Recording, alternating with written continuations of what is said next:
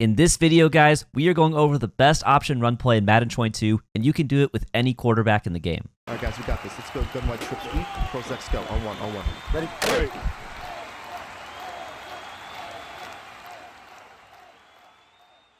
What is happening, guys? It's Spruce Goose here, back with another breakdown for the HuddleGG YouTube channel. And in today's video, I'm in the Washington playbook, and I want to show you guys the play triple option left in the formation gun split slot open. So I'm going to go ahead and call the play and call random play on defense. And the reason I want to show you guys this play, quite simply, is that it's broken. And when I say it's broken, I mean it does not work the way EA intended at all. And so on a triple option play, look at the play art, you would expect that our running back at Y would cross in front of our quarterback at the snap. We'd have the option to hand off to him by holding down A on Xbox or X on PlayStation. And then if we don't hand off to him, we could keep it with our quarterback, or we could pitch it to our running back at RB, who's going to swing around behind us. That's how a triple option typically works. Well, on this play, you can just take off with your quarterback straight up the middle. Or it doesn't have to be straight up the middle. It could be in any direction. It's as if you have the fast break ability. You can just go in any direction you want. And there's never an option to hand off to the running back. The first option simply is not there. And you're not supposed to be able to get this basically fast break ability for free, especially using a quarterback like Tom Brady. That's the other thing, guys. I want to show you, I'm doing this with the slowest, least athletic quarterback in the game, which means if you come in and do this with, say, a Lamar Jackson, this is even more broken. But running up the middle is not really how we want to use this play. We want to use this play to take advantage of the pitch to the outside. And so how do we do that? What I have found works the best is I take my quarterback, and at the snap, I take a couple steps in the direction opposite my pitch man.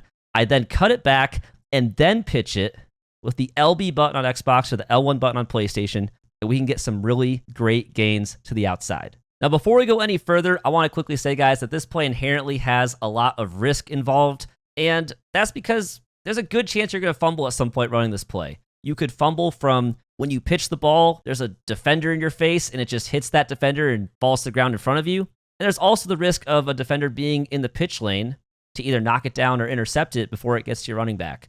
And so this is not a play you want to spam. This is definitely a play just to throw in there occasionally. And I definitely recommend, if you think there's any risk at all of a fumble, either from a defender who's about to hit your quarterback or from a defender in the pitch lane, just take the loss. Let your quarterback get tackled. Don't risk the fumble. Risk management is very, very important for this play, and I only want you guys to pitch it if you truly think that the pitch is wide open. So with that disclaimer out of the way I typically run this play is I'm just focusing on the read key, or the defender with the R above his head, because he is going to almost always come in after your quarterback, and you just have to make sure you get the ball off before he gets to you. And sometimes he's going to fly in, and sometimes he's not. And that's what I really like about this play, is that whether your opponent is on normal option defense or conservative option defense, you can still read him and make the pitch either way. Because right here, this is the read key right here. He's on conservative option defense this time. He broke down, and he's not just immediately flying in after what would be the running back handoff. And so when that's the case, we have to hold on to the pitch just a little bit longer. If we pitch it too soon, he can play the running back. But as long as we hold on to it, and now he commits, after we hold on to it for a couple seconds, even on conservative option defense, he commits to us anyway, then we can make the pitch, and then it's just a matter of trying to make sure we beat the defenders on the outside, and you can see that, you know, a safety flew in and made the play. But the read key is the one you want to watch.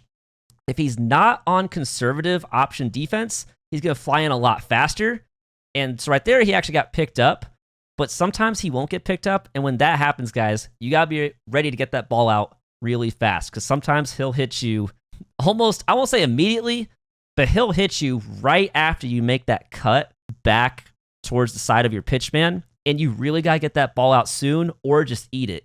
If you pitch it too late, that is probably the way I fumble more than anything else, is trying to pitch it with the defender right on top of me.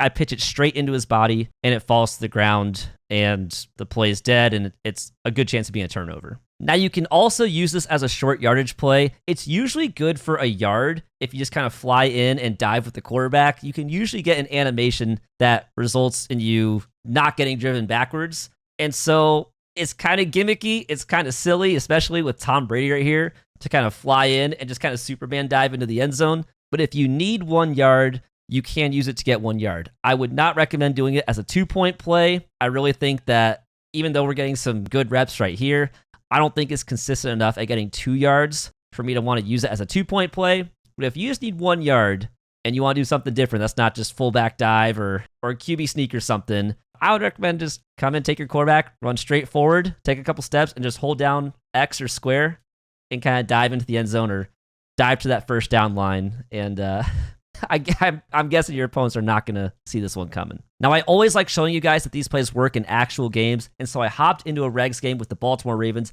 and the very first play of the game, I ran triple option left, and you guys can see that we got a huge gain down the sidelines. Wasn't quite a touchdown. That's where I'd recommend having a fast running back, but you guys can see that the very first play of the game, we busted it off for a tremendous gain. Now, one wrinkle that I didn't show before is I actually subbed in a tight end as my slot receiver and then motioned him over just to have some extra blocking on the side that the pitch is going to. And you guys can see that it worked beautifully. I actually go in and slide and go down at the 1 yard line.